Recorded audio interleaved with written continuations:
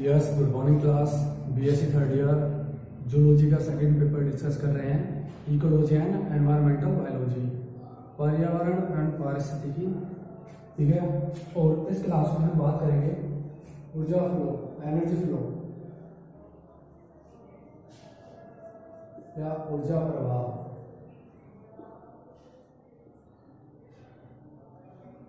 ऊर्जा प्रवाह, energy transfer,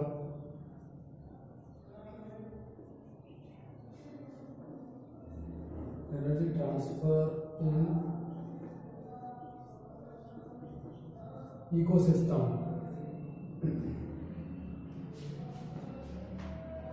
पारिस्थितिकी तंत्र में ऊर्जा का प्रवाह, एनर्जी ट्रांसफर इन इकोसिस्टम। देखिए, प्रकृति में जो ऊर्जा का स्रोत है वो है सूर्य। सूर्य के द्वारा विकिरणों के रूप में जो ऊर्जा होती है वो पृथ्वी तक पहुंचती है। इस ऊर्जा को, सूर्य की ऊर्जा को, जो कि विकिरण के रूप में पृथ्वी पर पहुंच रही है, इसको हम डायरेक्टली क्या है उपयोग में नहीं कर सकते। इसको डायरेक्टली हम उपयोग में नहीं कर सकते। इस सौर ऊर्जा का उपयोग किया जाता है उत्पादकों के द्वारा। प्रोडक्ट जो प्रोड्यूसर्स होते हैं वो इसका उपयोग करते हैं और प्रकाश संश्लेषण की क्रिया के फलस्वरूप फोटोसिंथेसिस मैकेनिज्म के थ्रू भोजन का निर्माण करते हैं। इस सौर ऊर्जा को वो जटिल कार्बनिक पदार्थों में परिवर्तित कर अपने अंदर संग्रहित कर लेते हैं, स्टोर कर लेते हैं। ठीक है, हरे पादपों के द्वारा सौर ऊर्जा का उपयोग करके उसको कार्बनिक ऊर्जा में बदलकर संग्रहित किया जाता है और उत्पादकों का निर्माण किया जाता है। ठीक है, तो इस तरह से सौर ऊर्जा का उपयोग करके हरे पादप या जो उत्पादक होते हैं वो उत्पादक का जो निर्माण करते हैं, प्रोड्यूस करते हैं, उसे उसकी टोटल कुल ऊर्जा मात्रा को ग्रॉस प्रोडक्टिव के नाम से जाना जाता है। टोटल जो कुल प्रोडक्ट उन्होंने करा है ग्रॉस प्राइमरी प्रोडक्टिविटी के नाम से जाना जाता है। Gross primary productive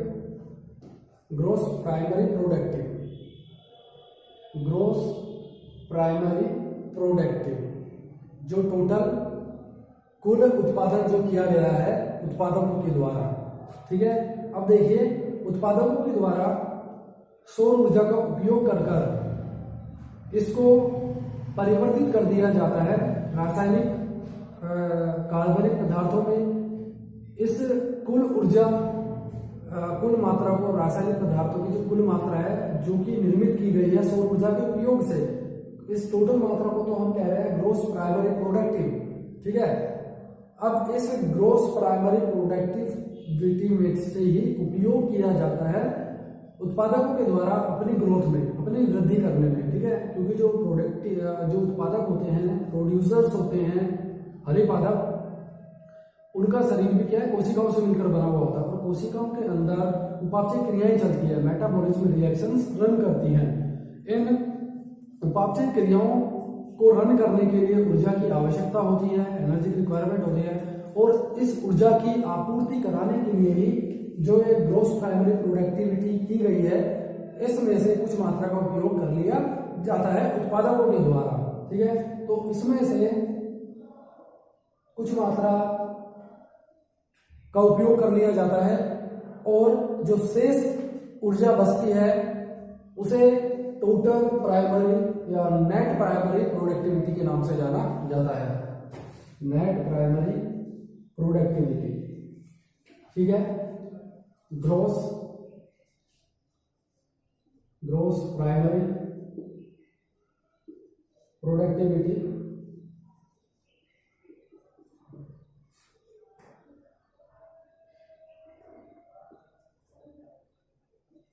net primary productivity.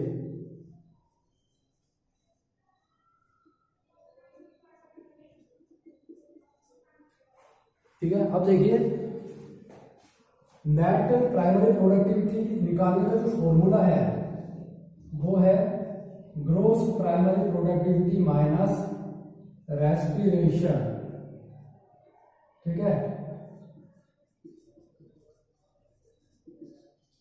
श्वसन, जो उपापचय क्रियाओं में जो श्वसन की क्रिया होती है, उपापचय क्रियाएं रेस्पिरेशन में उपयोग कर लिया जाता है कुछ मात्रा को टोटल ग्रोस प्राइमरी प्रोडक्टिविटी में से माइनस किया जाएगा उपयोग की गई ऊर्जा को, तो जो निकल के आएगा वो नेट प्राइमरी प्रोडक्टिविटी, ठीक है। जो ये नेट प्राइमरी प्रोडक्टिविटी है इसको ही अगले स्तर तक पहुंचाया जाता है। देखिए मैं लास्ट क्लास में आपको बता चुका हूं कि जो ऊर्जा का प्रवाह होता है वो एक ही दिशा में होता है, यूनिडायरेक्शनल होता है। सबसे पहले ऊर्जा सूर्य से पहुंचती है पृथ्वी की सतह पर, और पृथ्वी पर इस सौर ऊर्जा का उपयोग किया जाता है प्रोड्यूसर्स के द्वारा, उत्पादकों के द्वारा, और इसका उपयोग कर कर वो सौर ऊर्जा को परिवर्तित कर देते हैं,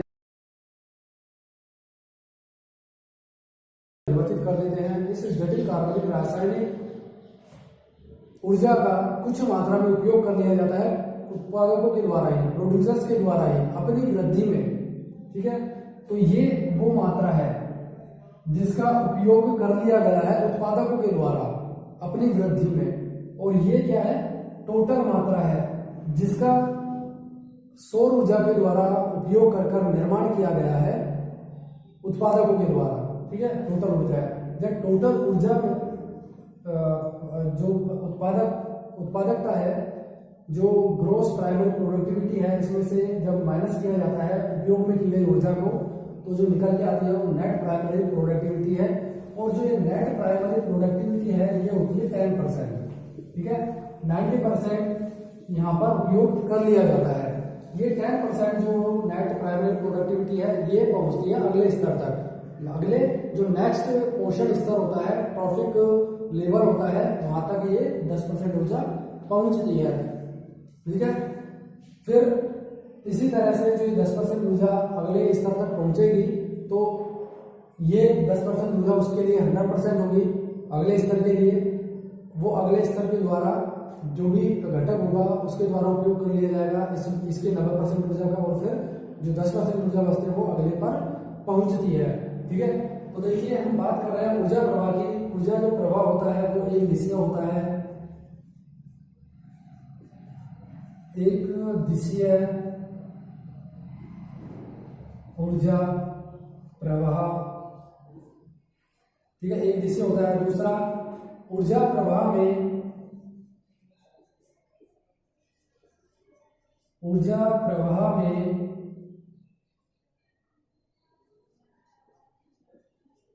अगले पोषण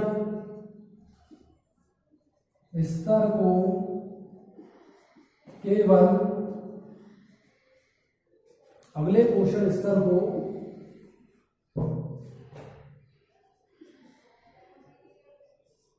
पिछले पोषण स्तर की केवल 10% ऊर्जा ही प्राप्त हो पाती है, ठीक है। केवल 10% ऊर्जा ही प्राप्त हो पाती है। 90% जो ऊर्जा होती है उसका उपयोग कर लिया जाता है खुद की वृद्धि में, ग्रोथ में। अब देखिए कई वैज्ञानिक थे, साइंटिस्ट थे जिन्होंने ऊर्जा प्रवाह को समझाया और अपनी जो थ्योरी थी, अपना जो सिद्धांत था वो प्रतिपादित किया। एक दिशीय ऊर्जा प्रवाह सिद्धांत दिया गया, किसी ने द्विदिशीय ऊर्जा प्रवाह सिद्धांत दिया, ठीक है। जो ओडम नामक वैज्ञानिक थे उनका द्वारा जो सिद्धांत दिया गया ऊर्जा प्रवाह को समझाने के लिए वो सर्वोच्च मान्य था, ठीक है, सबसे ज्यादा मान्य था। इनके द्वारा, ओडम नामक वैज्ञानिक के द्वारा जो ऊर्जा प्रवाह को समझाने के लिए जो सिद्धांत दिया गया वो सार्वत्रिक था, यूनिवर्सल था, सार्वत्रिक था। सार्वत्रिक मॉडल के नाम से, यूनिवर्सल मॉडल के नाम से वो जाना जाता है।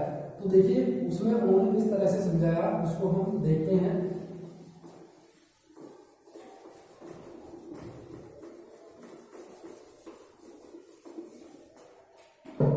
सार्वत्रिक मॉडल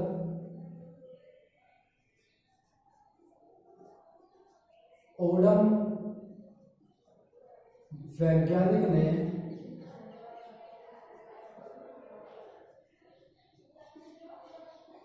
ऊर्जा प्रवाह को समझाने के लिए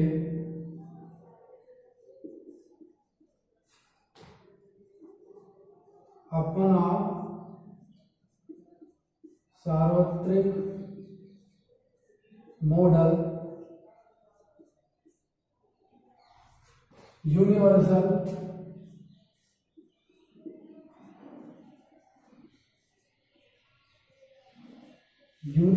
मॉडल प्रतिपादित किया।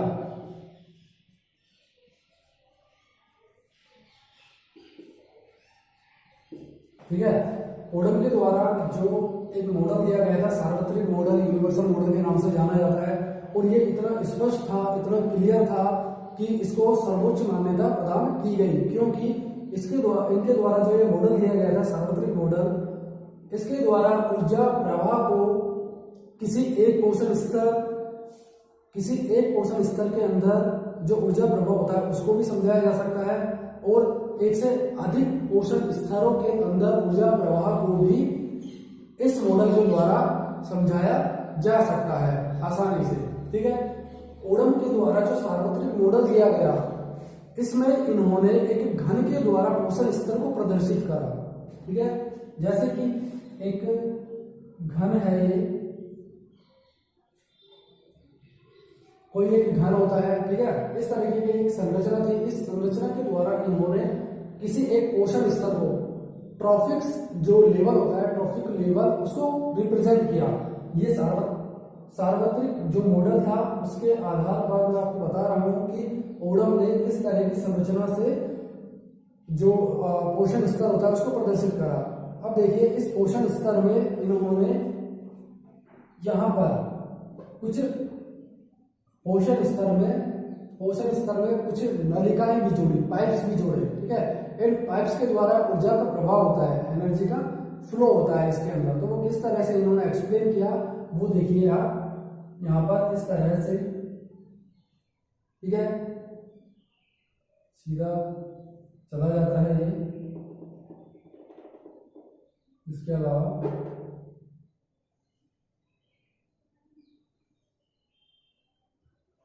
इस तरह से यहाँ से, और कुछ जो मात्रा होती है वो यहाँ से निकल जाती है एनर्जी की।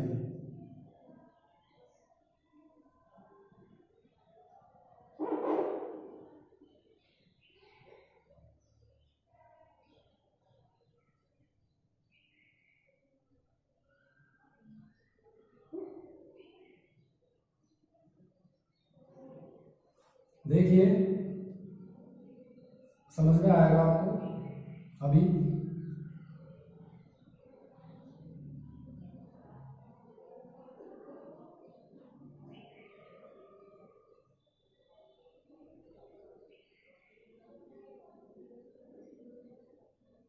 ये देखिए, ये जो आपको दिखाई दे रहा है, ये तो पोषण स्तर है, ट्रॉफिक लेवल है। और जो ये पाइपलाइन स्ट्रक्चर है, नलिका के समान जो नलिकाएं आपको ये दिखाई दे रही हैं, इनके द्वारा क्या होगा, ऊर्जा का प्रवाह होगा।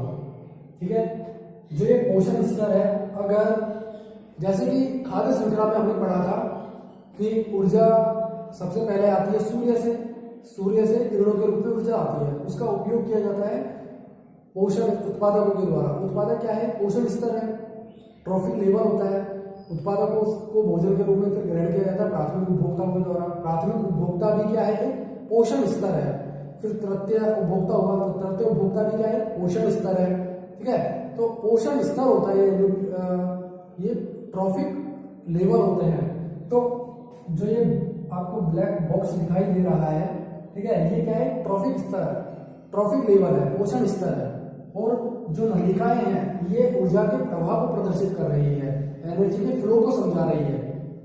देखिए, जो ये पोषण स्तर है, ये कोई उत्पादक हो सकता है। अगर हम उत्पादक माने, उत्पादक से स्टार्ट करें ऊर्जा का प्रवाह, तो जो ये पोषण स्तर होगा, ये क्या हो जाएगा, ग्रीन प्लांट्स हो जाएंगे, उत्पादक हो जाएंगे।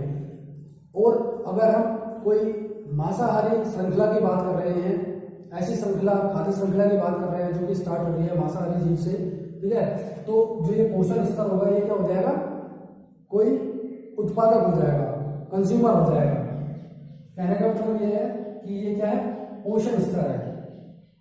पोषण स्तर में अब देखिए यहां से क्या होता है, एनर्जी एंटर करती है आई पाइप, इसको ऐसे रिप्रेजेंट करते हैं, इनसाइड होती है, ठीक है। यहां से ऊर्जा इसके अंदर, इस तंत्र के अंदर, सिस्टम के अंदर क्या हो रही है, प्रवेश कर रही है, ठीक है। अगर ये पोषण स्तर उत्पादकों वाला है, अगर हम बात कर रहे हैं प्रॉफिट लेवल में प्रोड्यूसर्स को लेकर, ठीक है, उत्पादकों को लेकर यहाँ पर बात कर रहे हैं, तो उत्पादक क्या होंगे, ग्रीन प्लांट्स होंगे, और ग्रीन प्लांट्स उपयोग करते हैं सौर ऊर्जा का। तो जो ये एनर्जी आ रही है ये क्या हो जाएगी, सनलाइट हो जाएगी, सनलाइट हो जाएगी, ठीक है। सूर्य से जो ऊर्जा आ रही है, सौर ऊर्जा, उसका उपयोग किया जाएगा उत्पादकों के द्वारा, और इसकी कुछ मात्रा का तो उपयोग कर लिया जाएगा इनकी स्वयं की वृद्धि में, ग्रोथ में, और कुछ ऊर्जा को परिवर्तित किया जाएगा रासायनिक कार्बनिक रूप में, फिर उसको संग्रहित करके रखा जाएगा शरीर के अंदर, ठीक है। इस तरह से उपयोग में किया जाएगा सौर ऊर्जा का। अगर इस पोषण स्तर को हमने क्या माना है, उत्पादक माना है तो। लेकिन अगर हम बात करें कि जो ये पोषण स्तर है, ट्रॉफिक जो लेवल है, ये क्या है, मांसाहारी है, कार्निवोरस है, कोई उपभोक्ता है, कंज्यूमर है, तो यहाँ पर जो एनर्जी आएगी वो सनलाइट में ना आकर बायोमास में आएगी, ठीक है, जैव भार में आ सकती है।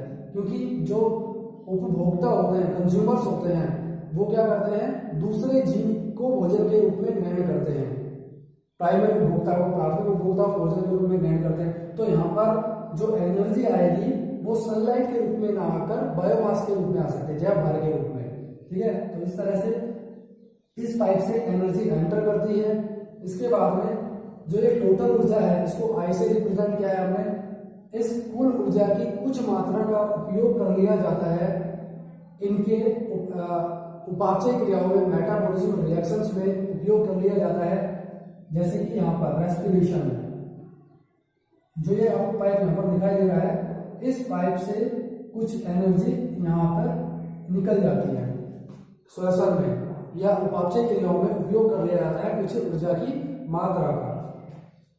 इसे आर से रिप्रेजेंट कर रहे हैं, ठीक है। और यहाँ पर जो एनर्जी निकल रही है इस पाइप से ऊपर की तरफ, इसे एनयू से रिप्रेजेंट करते हैं। ये ऊर्जा की वो मात्रा है जिसको इस पोषण स्तर के द्वारा उपयोग में नहीं किया जाता, ठीक है। जिस ऊर्जा की ये वो मात्रा है जिसको पोषण स्तर के द्वारा, इस पोषण स्तर के द्वारा उपयोग में नहीं लिया जाता, ये ऐसे ही वापस रिलीज कर दी जाती है एटमोस्फियर में वापस से, ठीक है। इसके बाद देखिए बात करते हैं टोटल एनर्जी यहाँ से एंटर करें, ये 100% है, ठीक है, 100% एनर्जी आ रही है। इसमें से अब देखिए कुछ ऊर्जा का उपयोग यहाँ पर कर लिया गया उपापचय क्रियाओं में, रेस्पिरेशन में, उपापचय मेटाबॉलिज्म रिएक्शंस में यहाँ पे उपयोग कर लिया गया है कुछ क्रियाओं का, कुछ ऊर्जा का उपापचय क्रिया में उपयोग। इधर देखिए यहाँ पर जो एनर्जी निकल रही है वो वेस्ट है, उपयोग में नहीं ली गई और ऐसे ही रिलीज कर दी गई बिना उपयोग में। इसके बाद में कुछ एनर्जी ऐसी होती है जिसको उत्सर्जित कर दिया जाता है एक्सक्रीशन में, और कुछ एनर्जी ऐसी होती है जिसको उपयोग में करके कार्बनिक पदार्थों में संग्रहित किया जाता है, ठीक है। कुछ एनर्जी, कुछ ऊर्जा का उपयोग कर संग्रहित पदार्थों का निर्माण किया जाता है, जटिल कार्बनिक रासायनिक पदार्थों का निर्माण किया जाता है और उनको संग्रहित करके रखा जाता है। तो यहाँ पर स्टोर्ड एनर्जी के रूप में उनको संग्रहित करके रखा जाएगा और फिर इनको, इस ऊर्जा को वापस से यूज में लिया जाता है रेस्पिरेशन में या उपापचय क्रियाओं में। तो ये इस तरह से ये एनर्जी वापस से यहाँ पर आ जाती है, ठीक है। इसके अलावा कुछ एनर्जी ऐसी होती है जिसको एग्जिट कर दिया, उत्सर्जित कर दिया जाता है, ठीक है। जो संग्रहित ऊर्जा रह जाती है वो एक ट्रॉफिक या एक पोषण स्तर से अगले पोषण स्तर में पहुंचती है। 100% ऊर्जा थी यहाँ पर, एनर्जी थी, इसका 90% उपयोग कर लिया गया यहाँ पर, 10% जो ऊर्जा बचेगी, एनर्जी बचेगी, वो अगले पोषण स्तर में पहुंचेगी। यहाँ पर इस तरह से हम प्रदर्शित कर सकते हैं। देखिए ये एक पोषण स्तर है, ये जो आपको दिखाई दे रहा है एक पोषण स्तर है फर्स्ट।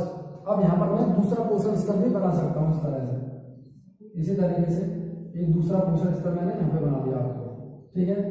एक पोषण स्तर ये बन गया इस तरह से, ये आया। ये सेकंड को ट्रॉफिक लेवल इस तरह से, ठीक है। इसको मैंने ऐसे रिप्रेजेंट कर दिया इस तरह से। एक पोषण स्तर ये हो गया, एक पोषण स्तर ये हो गया।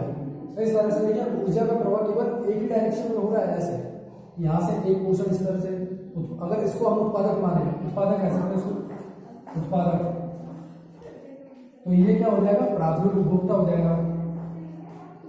प्राथमिक उपभोक्ता, प्राइमरी कंज्यूमर, ठीक है। प्राथमिक उपभोक्ता हो गया।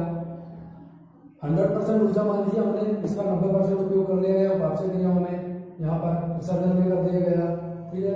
कुछ ऊर्जा थी जिसको डायरेक्टली ऐसे वेस्ट कर दी गई, ऊष्मा के रूप में उत्सर्जित हो गई।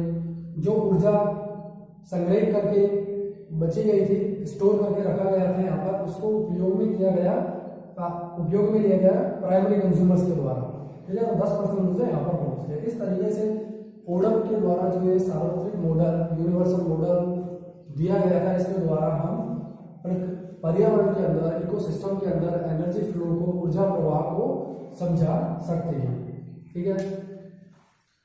ऊर्जा प्रवाह इस तरीके से समझ में आया आपको। आज के लिए इतना ही, थैंक यू।